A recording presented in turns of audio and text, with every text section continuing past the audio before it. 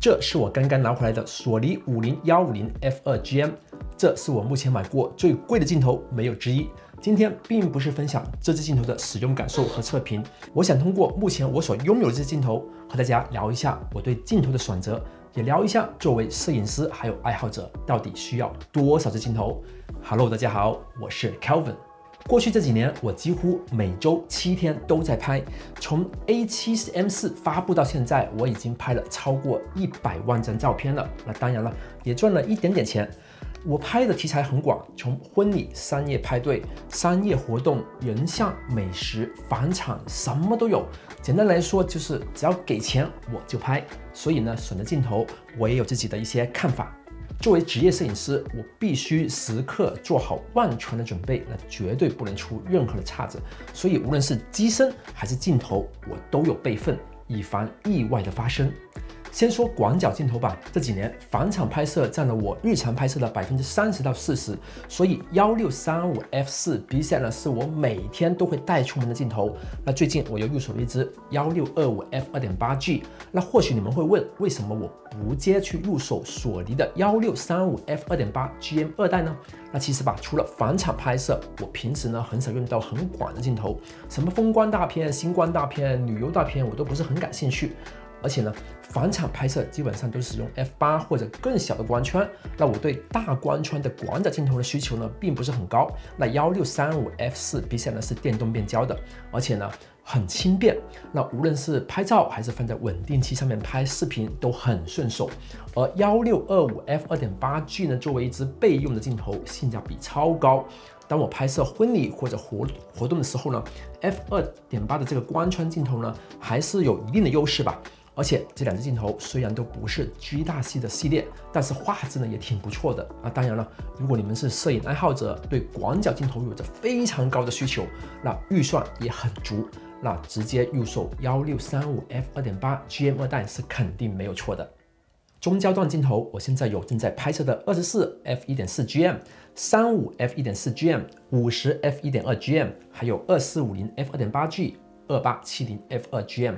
之前的2470f2.8GM 呢已经卖掉了。说到中焦段，无论是拍照还是拍视频，我都有了备用的方案。说实话，自从有了2870f2 之后呢，35和50的使用度呢是大大的减少，因为2870实在是太方便了，画质也很好。很多人都说它太重了，但是作为单反时代过来的老炮，我觉得这点重量真的不是什么事。它几乎可以满足我所有的拍摄需求啊！以前说2470是打工人的专属镜头，现在我觉得2870f2才配得上这个名号。大光圈、高画质、变焦，简直是满足我们又要既要的需求。那当然了，如果你只是个普通的爱好者，那3550这样的定焦，或者是2450、2470这样子的变焦镜头，那就去拍拍日常也是足够了。而且呢，重量上面也会让你有带出去的欲望。长焦端我有这个85毫米 f1.4GM 二代、70-200f2.8GM 二代，还有新入手的是50-150f2GM。除了商业活动、户外运动，还有一些拍摄家庭写真啊，其实70-200呢，并不是我常用的焦段。那在新西兰拍摄婚礼呢，85毫米的焦段呢，其实已经足够了，因为大部分的场地也不算大，参加的客人也不多，而且宾客素质呢也挺好的，我可以呢自由的去走动去拍摄。那50-150f2GM 这镜头呢，焦段和光圈其实是更适合我的拍摄题材的，因为一支镜头覆盖了50、85、105、135等拍摄人像和活动最常用的焦段。那以后拍摄婚礼、生日派对、室内商业活动、实物拍摄、户外家庭照等等呢，我可能呢都不需要带双机身，那大部分拍摄可能只需要一支镜头、一个机身就足够了。那只需要在拍摄布置场景啊，或者一些大合照的时候换上一个广角镜头就 OK 了。那这镜头啊，也同时解决了我之前拍摄教堂婚礼、室内游乐场的小朋友派对、室内这些商业讲座这种不能使用闪光灯的场景呢，需要不停在35、50、85这3支镜头上面不停去切换这个问题，当时呢也是非常的耽误事情。而在一些户外的场景呢，我也无需双机身2870搭配70-200了。那当然了，如果你问我，那是否有了50、150就不需要70-200呢？我觉得这种镜头的使用场景呢是不一样的，在不少的拍摄题材上面呢，70-200还是有存在的必要性的。如果你是靠摄影赚钱，而且主要是拍摄婚礼还有活动等等，而且收入还不错，我是真的很推荐50-150这镜头的。那这个焦段、这个光圈和画质，懂的人都懂。但是如果你只是个普通爱好者，那腾龙的35-150、70-180或者索尼的70-200，或许才是更合理的选择。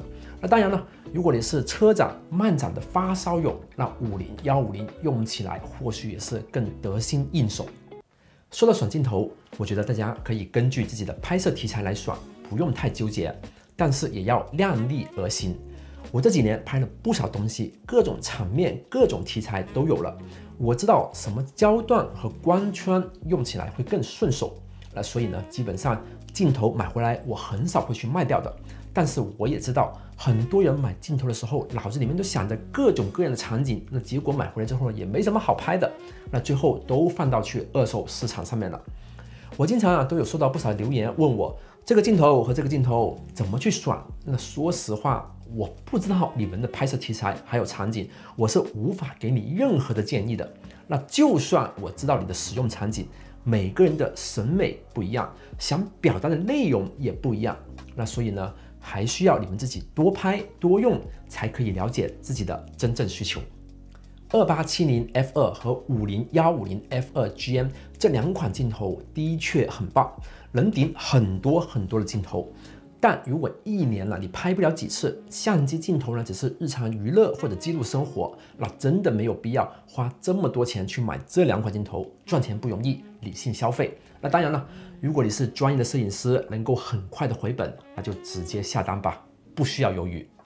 那对了，这期视频呢，我没有聊到什么对焦速度啊，还有画质，因为我觉得现在无论是原厂还是国产的镜头，在这方面呢都挺不错的，不用担心。对于我来说，镜头的光圈和焦段才是我选择镜头最重要的考虑因素。那我相信呢，除了你自己以外，没有人会放大几百倍去看看什么镜头的中心和边缘的画质是如何，虚化是如何。画质对比呢，如今在我看来其实是毫无意义的。说到相机机身，这是我买的第7还有第8台 A7M4 呢。那之前每一台快门都在大概6到10万左右呢，我就会把它给卖掉。那我这么做呢，一方面就是为了确保这个稳定性，另外一方面呢是考虑到商业的这个税收抵免。那还有呢，就是我想在它在大幅贬值之前啦，先把它卖掉，然后呢，我就可以用更少的钱去换一台新的。那可能你们会问，为什么我不直接考虑 A7R5 或者 A1 二代呢？那因为 A7M4 各方面都挺均衡的，像素操控呢都能满足我日常的拍摄需求了，而且相对来说也是更容易出手的一台相机。那而且呢，我拍视频也主要是使用 A7S3，那所以呢 A7M4 呢已经足以满足我的拍摄需求了。那之后呢，我也会做一个 A7M4 的长期使用感受的视频。当然了 ，A7M5 发布之后，不管它什么参数、什么价钱，我都肯定会买的。那好了，今天的视频就说到这里。喜欢的话，请给我点赞、留言，还有分享出去，还有记住订阅我的频道哦。感谢观看，我们下期视频再见了，拜拜。